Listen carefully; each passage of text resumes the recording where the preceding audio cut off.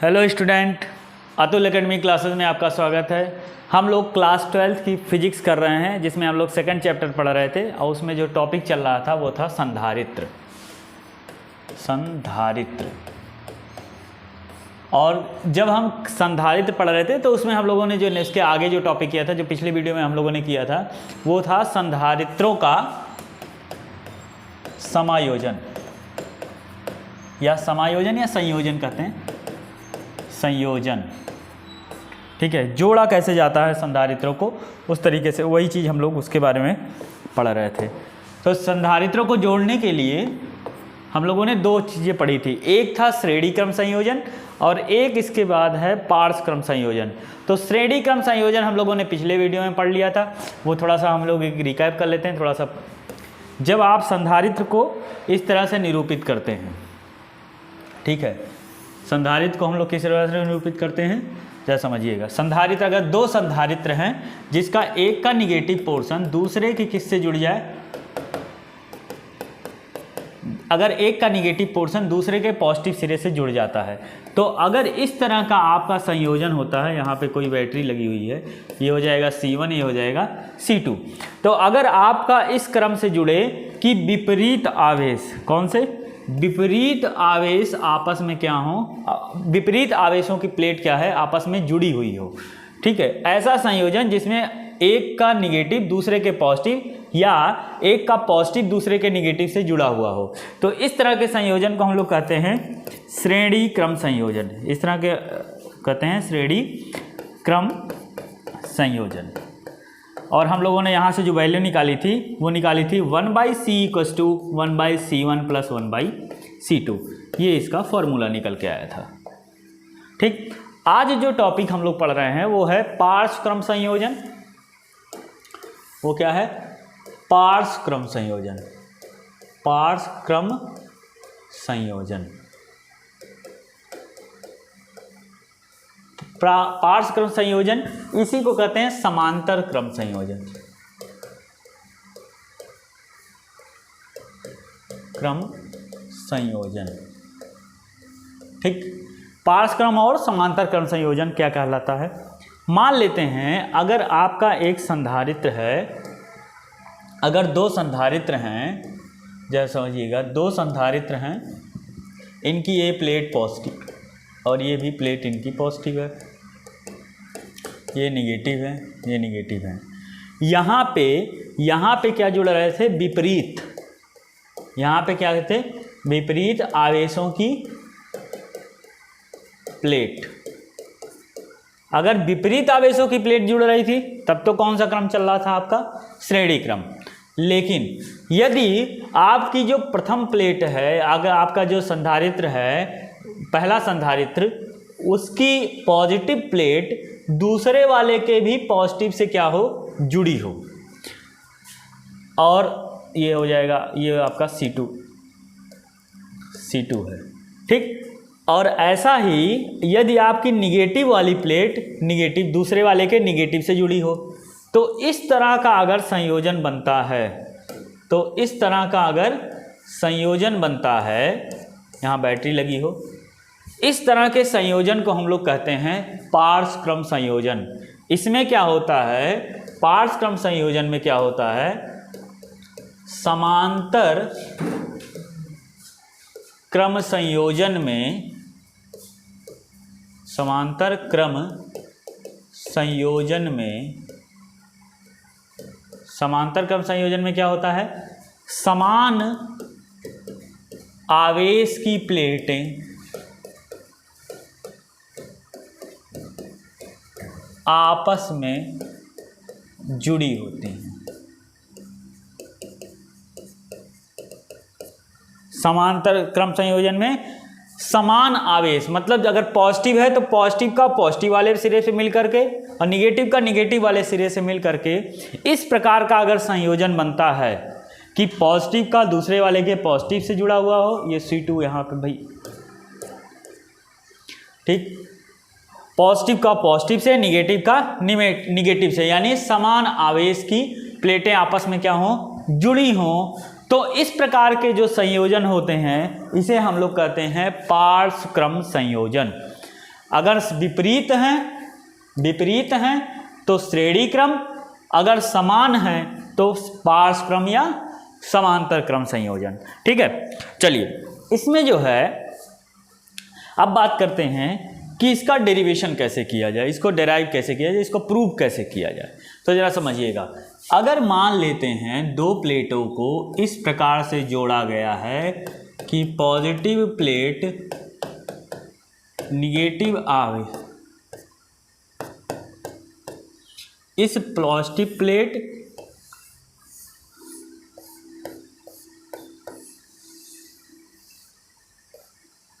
ज़रा इसको थोड़ा सा हम लोग सही कर रहे हैं, ये प्लेट आपकी जुड़ी हुई है मान लेते हैं। ठीक, तो ये मान लेते हैं आपका C1 है और ये क्या है C2 है। ये कहाँ से जुड़ा हुआ है, मान लीजिए वोल्टेज है, बैटरी का वोल्टेज है V। तो इस क्रम संयोजन को हम लोग कहते हैं पार्श्व क्रम संयोजन। अब यहाँ पे जरा समझिएगा, अगर यहाँ से क्या हो रही है, धारा क्या हो रही है, डिवाइड हो रही, Q1 Q2। यहाँ से धारा है, मान लीजिए करंट यहाँ जा रही है, पॉजिटिव टर्मिनल से करंट जा रही है, तो ये I1 I2 में क्या हो जा रही है, टूट जा रही है। जब I1 I2 में टूट जा रही है तो जरा यहाँ समझिएगा, इसका विभवांतर उतना ही होगा जितना इसका विभवांतर होगा, लेकिन धारा बंटने के कारण इसका जो आवेश होगा वो होगा Q1, इसका आवेश क्या हो जाएगा Q2। तो यहाँ पे क्या होगा, यानी समांतर क्रम संयोजन में, जरा समझिएगा, समांतर क्रम संयोजन में तर ऑब्लिक पार्श्व, जिसे आप कहते हैं पार्श्व, समांतर अथवा पार्श्व क्रम संयोजन में जो आपका इस क्रम संयोजन में आवेश क्या होते हैं, आवेश भिन्न होते हैं, आवेश क्या होते हैं, भिन्न होते हैं, परंतु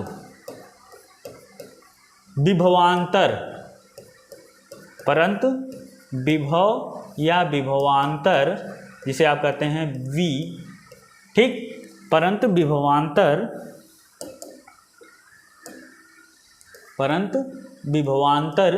V क्या होते हैं, समान होते हैं। क्या होते हैं, परंतु विभवांतर V क्या होते हैं, समान, ठीक, समान होते हैं। तो जरा यहाँ से हम लोग डेरिवेशन करना शुरू करेंगे। तो समांतर क्रम संयोजन में क्या होते हैं, आवेश भिन्न होते हैं, किंतु जो है विभवांतर क्या होते हैं, समान होते हैं।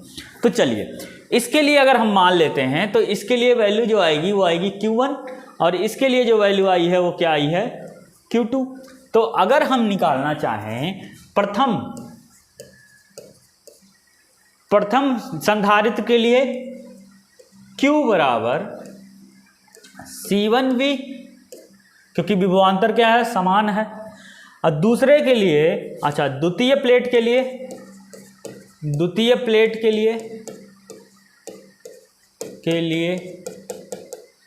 Q2 बराबर हो जाएगा C2V।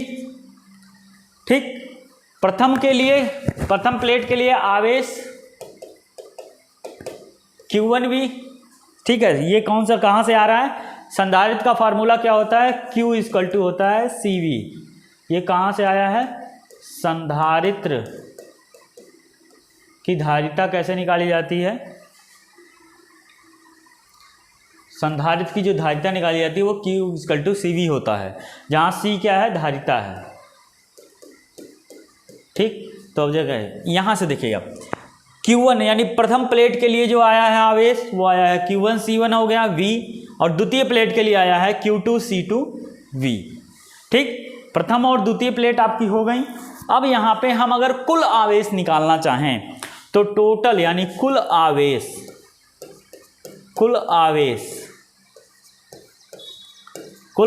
कितना होगा, कुल आवेश कैपिटल Q बराबर होगा Q1 प्लस Q2। ठीक, क्या होगा, Q1 प्लस Q2। अब इसी Q1 Q2 की जगह इसकी वैल्यू रख लेते हैं, तो Q1 की जगह हमारा क्या हो जाएगा, C1V, और Q2 की जगह इस जगह पे Q2 की जगह क्या हो जाएगा, C2V।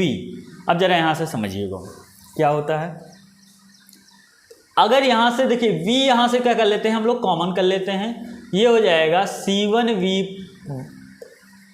C2V।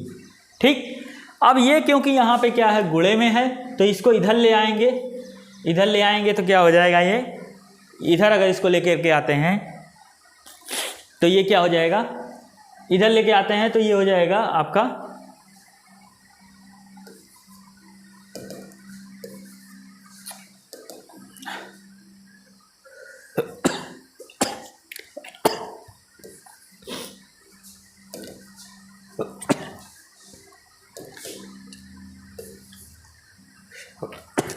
इसको v को इधर ले आते हैं तो Q by v equal to क्या हो जाएगा, C1 प्लस C2।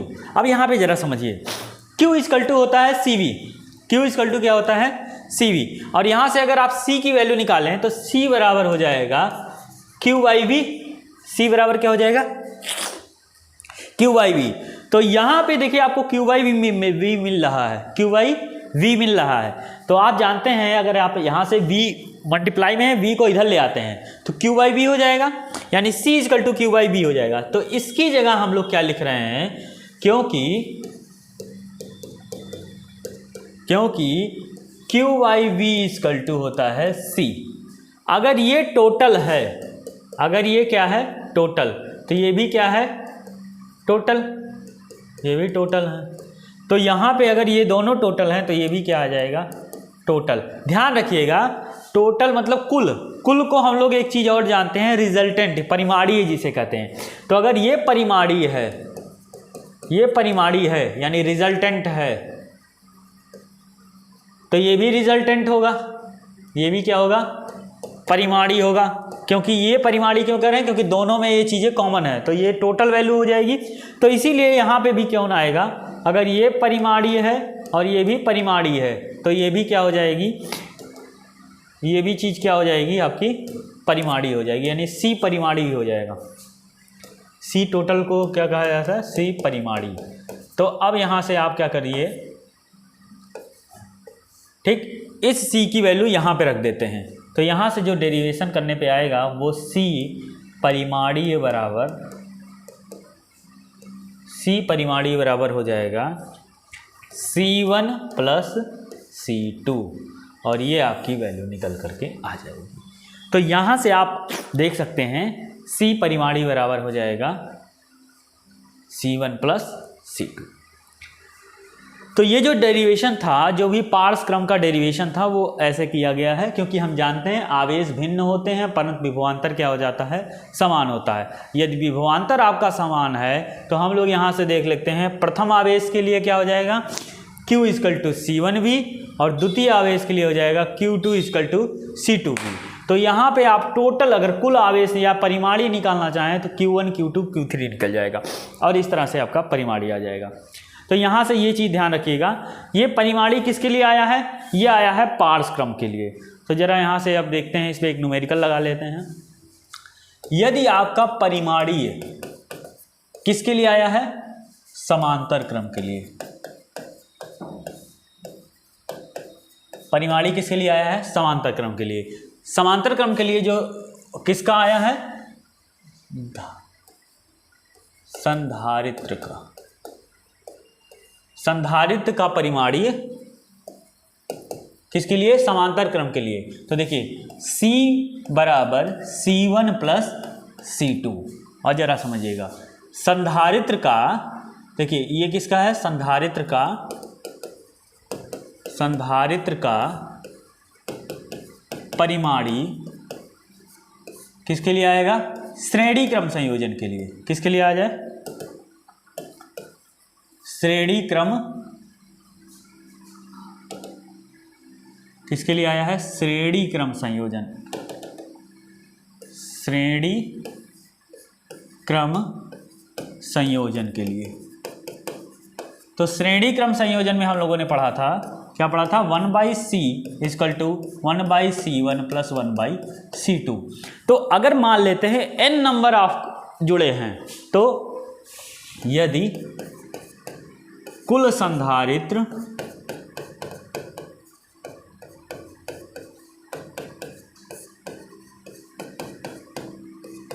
संख्या क्या हो, n हो, तो इसमें भी क्या हो जाएगा, तो समांतर क्रम क्या हो जाएगा, ये हो जाएगा C परिमाणीय बराबर C1 plus C2 plus C3 plus dot dot dot dot plus minus Cn। ठीक, और अगर यही चीज़ किसके लिए हो जाए, श्रेणी के लिए, श्रेणी क्रम के लिए क्या हो जाएगा संयोजन, ये हो जाएगा 1/c परिमाणीय बराबर 1/c परिमाणीय बराबर हो जाएगा C1 सॉरी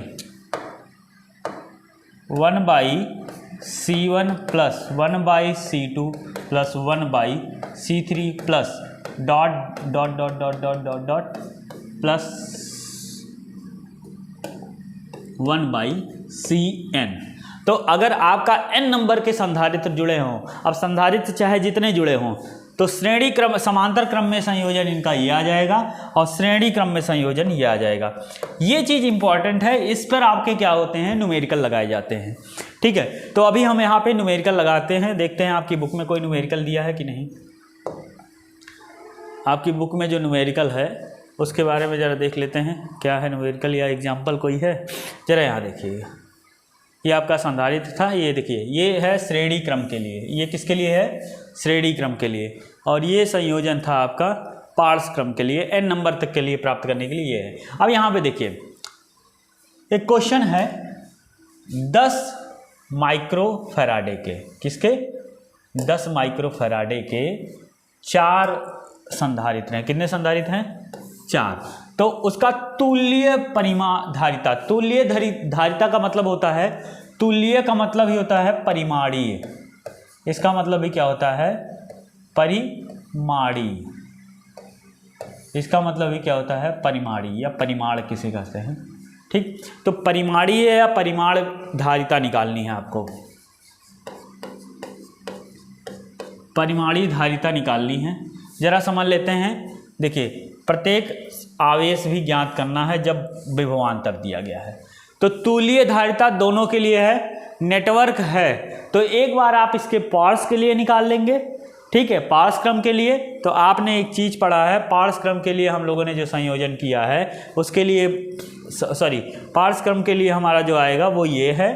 ठीक, इसी को समांतर क्रम भी कहते हैं। तो 4 संधारित्र दिए हैं आपके, ठीक है, 4 संधारित्र दिए हैं। ठीक है, तो 4 संधारित्र का समांतर क्रम क्या हो जाएगा, क्रम 4 संधारित्र है ना 10 माइक्रोफैराडे का। तो यहाँ से देखिए 4 संधारित्र का योग क्या हो जाएगा समांतर क्रम में, C बराबर C परिमाणीय या तुल्य जिसे कहते हैं। तुल्य मतलब भी क्या होता है, परिमाणीय होता है। तुल्य धारिता बराबर क्या हो जाएगा, C1 plus C2 plus C3 plus C4, यानी यहाँ पे C की वैल्यू अगर ये दी गई है तो यहाँ हो जाएगा 10 प्लस 10 प्लस 10 प्लस 10, यानी टोटल आ जाएगा, ये आ जाएगा 40 माइक्रोफैराडे। ये C की वैल्यू आ जाएगी किस क्रम में, समांतर क्रम में। श्रेणी क्रम में अगर यही चीज़ निकालना चाहें तो श्रेणी क्रम के लिए क्या आ जाएगा, श्रेणी क्रम के लिए क्या आ जाएगा, देखिए श्रेणी क्रम के लिए आएगा 1/10 प्लस 1/10। श्रेणी क्रम में क्या होता है, C1/C1 सॉरी परिमाणीय बराबर 1/C1 plus 1/C2 plus 1/C3 plus dot dot dot dot n तक का होगा। तो यहाँ से, लेकिन यहाँ कितना है, 4 ही हैं, 4 संधारित्र हैं। ठीक, तो 4 के लिए हम लोग क्या लिखेंगे, 4 के लिए हम लोग क्या करेंगे, 4 संधारित्र हैं आपके, तो 4 संधारित्रों के लिए हम लोग क्या करेंगे, इसको यहाँ पे मिटा देते हैं। 4 संधारित्र के लिए हम लोग 4 के लिए वैल्यू निकालेंगे, यहाँ हो जाएगा 1/C4। वैल्यू रख दीजिए इसकी 10 कूलम की, तो 1/10 प्लस 1/10 प्लस 1/10। अब यहाँ देखिए न्यूमरेटर समान है तो यहाँ ऊपर क्या हो जाएगा, 4 × 10, यानी ये किसकी वैल्यू आई है, 1/C की। तो अगर आप C की वैल्यू यहाँ से निकालेंगे तो 10/4, यानी ये आ जाएगा लगभग 2.5 माइक्रोफैराडे। तो यहाँ से C की वैल्यू आपकी निकल गई है। अब यहाँ से समझिएगा, सी की वैल्यू है, लेकिन उसमें जो है आपको क्या निकालना था, आवेश भी निकालना था। यहाँ पे क्या निकालना था, वोल्टेज दिया है 500 वोल्ट, यहाँ पे किसकी गणना करनी थी, आवेशों की। तो हम लोग दोनों कंडीशन के लिए आवेशों की गणना करेंगे। तो हमारा जो आवेश की गणना होगी यहाँ देखिएगा, V की वैल्यू कितनी दी गई है, V की वैल्यू ये किसकी दी गई है, C की वैल्यू दी गई है 1 की, और हमारा 4 संधारित्र हैं, कितने हैं, 4 संधारित्र हैं। तो V की वैल्यू यहाँ दी गई है 500। तो हम लोग जानते हैं Q इक्वल टू क्या होता है, CV। तो अगर हम पार्श्व क्रम के लिए निकाल रहे हैं, किसके लिए, पार्श्व क्रम के लिए या समांतर क्रम के लिए निकालें, तो समांतर क्रम के लिए अगर हमारा C की वैल्यू कितनी आई है 40, तो यहाँ Q की वैल्यू कितनी आ जाएगी 40 गुणे V की वैल्यू कितनी है 500, यानी हो जाएगी ये, ठीक, ये आ जाएगा माइक्रो फैराडे वोल्ट, ठीक।